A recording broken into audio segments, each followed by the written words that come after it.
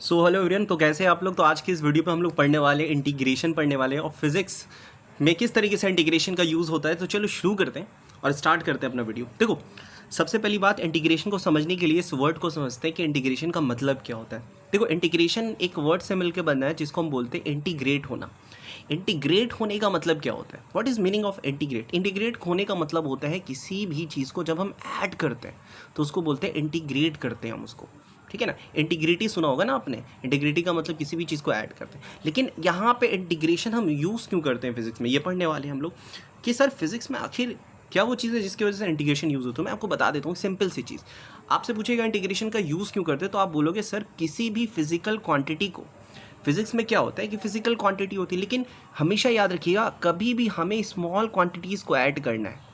ध्यान रखिएगा, अगर हमें बहुत ही स्मॉल क्वांटिटीज़ को ऐड करना है, छोटी छोटी क्वांटिटी को हम ऐड करते हैं, तो फिजिक्स में बेसिकली अगर आप स्मॉल क्वांटिटीज़ को जब ऐड करते हो, छोटी छोटी क्वांटिटीज़ होती हैं जिसको आप ऐड करते हो, तो वहाँ पे हम इंटीग्रेशन का यूज़ करते हैं। जैसे किसी स्मॉल एरिया को अगर आपको कैलकुलेट करना है, अगर स्मॉल एरिया को अगर आपको कैलकुलेट करना है तो वहाँ पे हम आपको फिजिक्स का यूज़ करते हैं। समझ में आ रहा है कि नहीं बता रहे? ऐसी मतलब समझ लो, ऐसी क्वांटिटी जो लगातार चेंज हो रही है। हम आपको इसको समझाते हैं, लेकिन अभी बस इतना समझ लो कि इंटीग्रेशन का मतलब क्या होता है। स्मॉल क्वांटिटीज़ को हम ऐड करते हैं। ठीक है, यहाँ तक समझ में आ रहा है। अब इससे पहले मैंने आपको क्या पढ़ाया था? डिफरेंशिएशन पढ़ाया था। डिफरेंशिएशन में मैंने आपको क्या सिखाया था कि सर किसी भी चीज़ में स्मॉल चेंज आता है तो वहाँ पे हम डिफरेंशिएशन करते हैं। डिफरेंशिएशन का मतलब बताया था मैंने आपको, चेंज होता है, लेकिन स्मॉल चेंज जब होता है ना उसको हम लोग डिफरेंशिएशन कहते हैं। अब यहाँ पे क्या होता है, किसी भी स्मॉल क्वांटिटीज़ को ऐड कर रहे हैं। ठीक है, तो आप ऐसा बोल सकते हो कि सर जो डिफरेंशिएशन होता है वो आप बोल सकते हो रिवर्स प्रोसेस होता है इंटीग्रेशन का। Sir it is the reverse process of integration. सबसे पहली बात आप ये नोट डाउन कर सकते हो, it is the reverse process of क्या? इंटीग्रेशन। सॉरी, डिफरेंशिएशन का रिवर्स प्रोसेस होता है। तो अगर आपने डिफरेंशिएशन पढ़ रखा है तो आपको इंटीग्रेशन बहुत आराम से समझ में आएगा। इसके डिफरेंशिएशन का रिवर्स प्रोसेस होता है। किस तरीके से मैं आपको समझाऊंगा, पहले आपको थोड़ा सा मैं आपको बताता हूँ कि इंटीग्रेशन किस तरीके से स्मॉल क्वांटिटीज़ को ऐड करते हैं। सबसे पहली बात कि अगर मान लीजिए मेरे पास कि एक ग्राफ, मैं आपको एक ग्राफ कंसिडर करता हूँ। ठीक है, और मुझे इस ग्राफ का एरिया निकालना है। ठीक है, ये इस ग्राफ का मुझे एरिया निकालना है। इसको मैं और थोड़ा सा अच्छा ले लेता हूँ ताकि आपको कोई तकलीफ ना हो समझने में। ठीक है, एक मिनट, मुझे इस ग्राफ का एरिया निकालना है।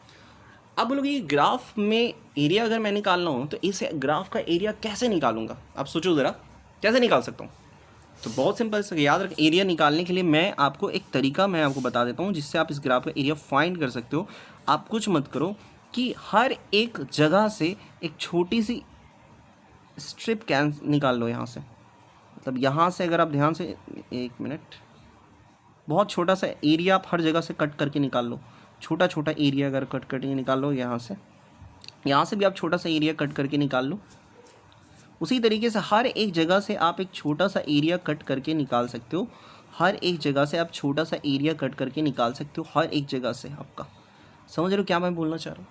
हर एक जगह से आप छोटा सा एरिया कट करके निकाल लो। अब मान लो ये जो एरिया, ये एक्स एक्सिस है ना आपका, और ये ऑब्वियस सी बात है ये वाई एक्सिस होगी, और ये कौन सी एक्सिस होगी? एक्स एक्सिस होगी। तो इसको हम लोग बेसिकली क्या बोलेंगे, ये जो छोटा सा एरिया आपने कट करके निकाला है आप इसको बोलोगे सर डी एक्स बोलोगे। किसी भी चीज़ में छोटा किसी भी चीज़ का जो स्मॉल चेंज आता है उसको हम लोग डी, वैसे स्मॉल चीज़ को डी एक्स से रिप्रेजेंट करते हैं। स्मॉल का मतलब ही यहाँ पर डिफरेंशिएशन का मतलब स्मॉल। इतना बड़ा एरिया है, मैंने आपको एकदम छोटा सा एरिया यहाँ पे लिया, तो स्मॉल को हमेशा पूरा एक्स ना लेके हम डी एक्स लेंगे। ठीक है, और इस चीज़ को अगर हम ध्यान से देखें, इसको ऐसे ही मान लो यहाँ पे ये y1 हो जाएगा, y2 यहाँ पे y3, समझ में आ रहा है, y4 y5, मतलब इस तरीके से हम समझ रहे हैं ये yn तक जा रहा है। तो आपको कुछ करना नहीं है। अगर मैं एक स्ट्रिप से एरिया आपसे पूछूं, इस पार्टिकुलर एक स्ट्रिप का एरिया क्या होगा, तो आप बोलोगे सर ये वाला dx है और ये क्या होगा आपका y। तो आपसे एरिया क्या पूछेगा? सिंपल से आप बोलोगे लेंथ इंटू ब्रेथ, यानी कि लेंथ आपका y और dx आपका ब्रेथ। तो एरिया आपसे क्या बन जाता है यहाँ पे? y dx बन जाता है। एरिया क्या बन जाता है आपसे? एरिया जो निकलेगा एक स्ट्रिप का, अगर हम y1 dx ले लें पहले वाले स्ट्रिप का, दूसरे वाले का अगर हम y2 dx ले लें, ठीक है, उसी तरीके से डॉट डॉट डॉट डॉट करके हम yn तक जा रहे हैं, क्योंकि बहुत यहाँ पे इस पूरे शेप का मुझे एरिया निकालना है। तो अगर मैं इन सबको इंटीग्रेट कर दूं, ऐड कर दूं, सम कर दूं, तो क्या पूरे ग्राफ का एरिया पता चल जाएगा? आपने बोला हाँ सर, ये तो सोचा ही नहीं था, ग्राफ का एरिया, पूरे ग्राफ का एरिया आपको पता चल जाएगा। तो यही यूज़ होता है फिजिक्स में। जनरली हम बात ही करते, काइनेमेटिक्स में आप पढ़ोगे कि हमें क्या करना है, यहाँ से यहाँ आपको कोई सा भी शेप दे देगा, ऐसे कोई ग्राफ दे देगा, आपको बोलो इस जगह से इस जगह तक का आपको एरिया फाइंड करना है। तो कैसे फाइंड करेंगे यार? सर फाइंड करते हैं इंटीग्रेशन के ज़रिए। और ये जो साइन होता है, मैं आपको एक चीज़ बता देता हूँ कि आप जो ये चीज़ साइन देखते हो ना, ये साइन देखते हो ना, ये ग्राफ को ही रिप्रेजेंट करता है। और दो तरह का इंटीग्रेशन हमें पढ़ना है अभी, ठीक है? दो तरह का इंटीग्रेशन हमें पढ़ना है। क्या इंटीग्रेशन होता है? एक होता है डेफिनेट इंटीग्रेशन, एक होता है इनडेफिनेट इंटीग्रेशन होता है। डेफिनेट इंटीग्रेशन में आप जो यहाँ से देखते हो ना, 1 मिनट, अब ये जो चीज़ है ना, लिमिट होती है कि एरिया कहाँ से लेके कहाँ तक का लेना है। आप कोई ग्राफ बना रहे हो, ठीक है, मान लो आपने ऐसा ग्राफ बनाया, तो आप बोलोगे सर कि अगर आपको यहाँ से यहाँ तक का एरिया आपको सिर्फ लाइन करना है, तो अगर आप यहाँ से मान लो कि 0 से लेके अगर आप 10 तक जा रहे हो, तो यहाँ पे लिमिट हम सेट करेंगे 0 से लेके यहाँ पे सेट करेंगे 10। जब लिमिट सेट हो जाता है ना कि आपको यहाँ से यहाँ तक जाना है, तो इसको हम बोलते हैं डेफिनेट इंटीग्रेशन। पता चल जाता है कि ये डेफिनेट है। डेफिनेट का मतलब होता है एक लिमिट, मतलब डेफिनेट का समझते हो ना, कहाँ से कहाँ तक जाना है, नहीं पता होगा कहाँ से कहाँ तक जाना है, उस केस में हम बोलते हैं इनडेफिनेट इंटीग्रेशन। तो आपको समझ में आया इंटीग्रेशन हम यूज़ क्यों करते हैं? इंटीग्रेशन का यूज़ होता है बेसिकली एरिया अंडर, मैं लिख देता हूँ आपको और आप बोलोगे, इसका यूज़ होता है, इंटीग्रेशन का जो यूज़ होता है, area under graph, area under कोई सा भी ग्राफ आप ले लो, लेकिन जनरली आप बोलते हैं वीटी ग्राफ या एसटी ग्राफ के अंदर अगर आपको जो एरिया फाइंड करना है, तो उसके लिए अगर एरिया का जिक्र होगा तो वहाँ पे इंटीग्रेशन आएगा। बस सिंपल सी बात, यहाँ तक क्लियर होगी? एरिया फाइंड किया जाता है इंटीग्रेशन के जरिए। हम क्या करते हैं? एरिया को फाइंड करते हैं। क्लियर है? ठीक है।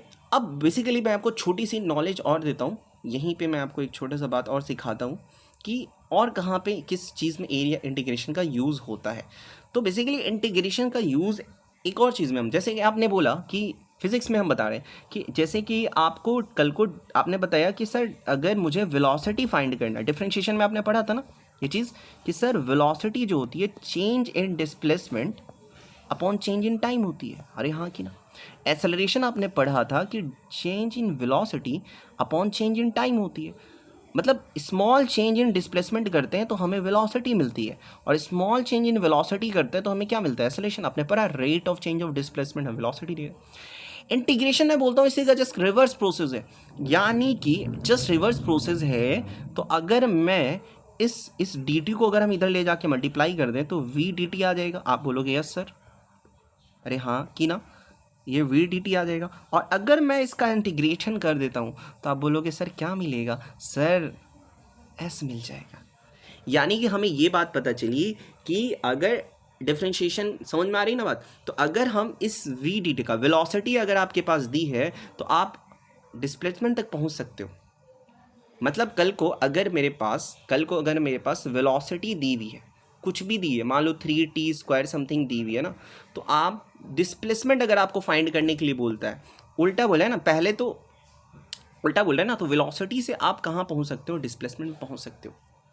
तो बहुत इंटरेस्टिंग चीज़ अभी मैंने आपको बताया कि अगर मैंने आपको क्या सिखाया कि अगर हम डिस्प्लेसमेंट में चेंज लाते हैं, मतलब अगर हम डिस्प्लेसमेंट की चेंज करते हैं तो क्या मिलता है? बोलोगे सर अब वेलोसिटी मिलती है। लेकिन अगर वेलोसिटी को इंटीग्रेट करते हैं, इसको अगर हम इंटीग्रेट करते हैं तो हम इसको यहाँ तक पहुँच सकते हैं। मतलब आप सोचें ना, डिस्प्लेसमेंट का चेंज आपको वेलोसिटी दे रहा है, और वेलोसिटी को अगर आप इंटीग्रेट करते हो, वेलोसिटी को इंटीग्रेशन करते हो, वी का इंटीग्रेशन अगर आप करते हो तो डिस्प्लेसमेंट आपको मिलता है। उसी तरीके से अगर कल हम आपको बोले, ये बोलते हैं कि सर एक्सेलरेशन क्या होता है, आप बोलोगे सर dv/dt होता है, यस और नो। तो आपको कुछ नहीं करना है, इसको इधर ले जाके और dt को मल्टीप्लाई कर दो, तो यहाँ पे a dt आएगा और यहाँ पे क्या आएगा? dv आएगा। दोनों तरफ इंटीग्रेशन लगा दो, यहाँ पे इंटीग्रेशन कर दो, यहाँ पे a dt का जो इंटीग्रेशन होता है ना, सर आपको वैसे बताऊँगा ये, लेकिन एक्सेलरेशन यहाँ पे क्या है ना कि dt एक्सेलरेशन कांस्टेंट होता है, a आएगा, ठीक है। तो सॉरी यहाँ पे मैं आपको एक छोटी सी चीज़ बताता हूँ क्या होगा। dv का इंटीग्रेशन यहाँ पे करेंगे, मतलब ऐसा कुछ है कि वेलोसिटी को अगर इंटीग्रेट करेंगे तो आपको एक्सेलरेशन मिलेगा। मतलब ऐसा कुछ ये है कि बहुत सिंपल सी बात है कि डिफरेंशिएशन जो होता है ना, इंटीग्रेशन का क्या होता है? रिवर्स प्रोसेस होता है। तो यहाँ तक आपको क्लियर हुआ कि अगर मुझे वेलोसिटी से अगर हमको डिस्प्लेसमेंट चाहिए तो वेलोसिटी से अगर हमको डिस्प्लेसमेंट चाहिए, वेलोसिटी से अगर हमको डिस्प्लेसमेंट चाहिए तो हम इंटीग्रेशन का यूज़ करेंगे। एक्सेलरेशन से अगर हमको वेलोसिटी चाहिए तो हम इंटीग्रेशन का यूज़ करेंगे। ध्यान रहेगा ये बात, क्लियर है। और अगर हमें कभी भी एरिया पता करना है, एरिया अगर किसी भी ग्राफ दिया हुआ है, रैंडम कोई भी ग्राफ दिया है, उसका हमको इस ग्राफ का यहाँ से मान लो यहाँ से लेके यहाँ तक का, इसमें जहाँ तक है तो उसका एरिया पता करना है, तो उसको भी हम यूज़ करने के लिए हम लोग इंटीग्रेशन का यूज़ करते हैं। आई होप सो इस पूरे वीडियो में मैंने आपको समझा दिया होगा कि इंटीग्रेशन का यूज़ कैसे किया जाता है, क्यों हम लोग इंटीग्रेशन का यूज़ करते हैं। अब जो नेक्स्ट वीडियो होगा उसमें हम लोग ये जानेंगे कि इंटीग्रेशन का मतलब जो भी रूल्स हैं हम पूरे रूल्स को कवर करेंगे, ठीक है। और वहाँ पे क्वेश्चन भी हम लोग लगाएंगे। तो चलिए फिर मिलते हैं नेक्स्ट क्लास में, चलो।